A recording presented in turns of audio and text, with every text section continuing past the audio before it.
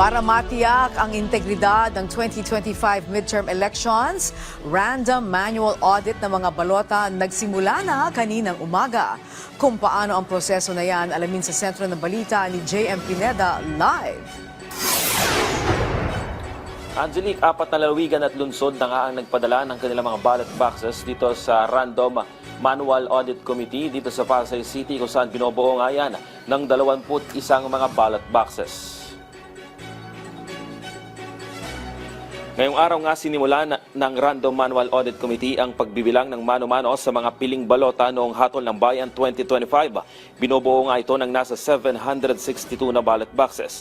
6 na pong mga guro o RMA teams ang mano-mano magbibilang ng mga balota kung saan bawat grupo ay may 3 miyembro na magtatantos ng bilang. Pagtapos nito, dadaan din sa verifier ang makukuhang numero. Kabilang na nga dyan ang mga miyembro ng Civil Society and Profession Organization gaya ng PPCRB.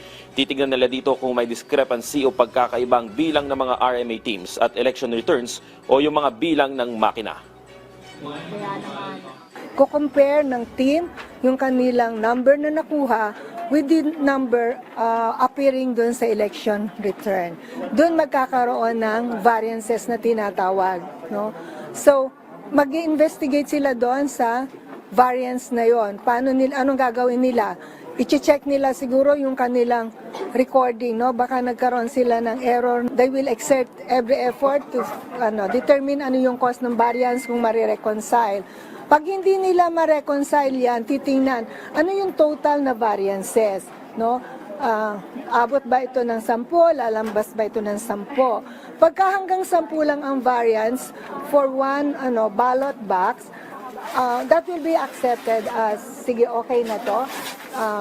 Gagamitin ito ng PSA to tabulate yung mga results. Pero pag sumobra ng 10 ang variances, marirefer ito sa Technical Evaluation Committee. Ang Technical Evaluation Committee o TEC ang magsasagawa ng pagche-check ulit sa mga makina na ginamit noong eleksyon para alamin kung mayroon bang sira o mali sa ECM. Pero paglilinaw ng PPCRB, halos kada eleksyon ay nasa 99% ang accuracy ng bilang ng RMA teams at ng makinang ginamit. Tiwala rin sila na ngayong Hatol ng Bayan 2025 ay kaunti lamang ang discrepancy sa bilangan o di kaya mga nagkamali lang sa pagkakaunawa ang mga RMA teams sa bilang na ginawa ng mga ACM. Dagdag pa nila na mas maganda na ang teknolohiyang ginamit ngayon kumpara sa mga nakaraang halalan, kaya tiyak na mataas ang magiging accuracy ng bilangan.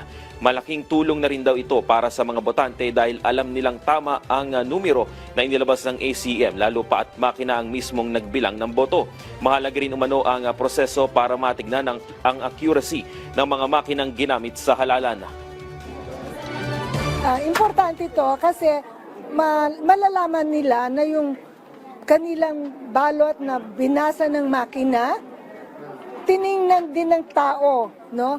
Para ma-verify na tama naman pala ang bilang ng machine dahil binilang ito ng tao. So, ma-assure ang public na ang ating machine na ginamit, accurate naman pala ang bilang dahil na-prove sa manual counting na tama ang bilang ng machine.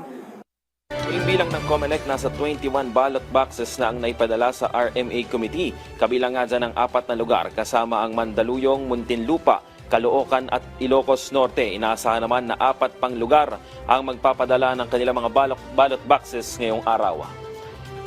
Angelique, ayon pa sa COMELEC, aabot ng 45 days o higit isang buwan yung gagawin na bilangan dito sa RMA Committee. At ayon nga sa kanila ay titiyakin nila na magiging maayos pa at siguradong 99% yung mga accuracy ng bilangan dito sa ACM o kung kumpara yung ACM at saka yung bilang ng mga RMA teams. Yan muna ang latest. Balik sa iyo, Angelique.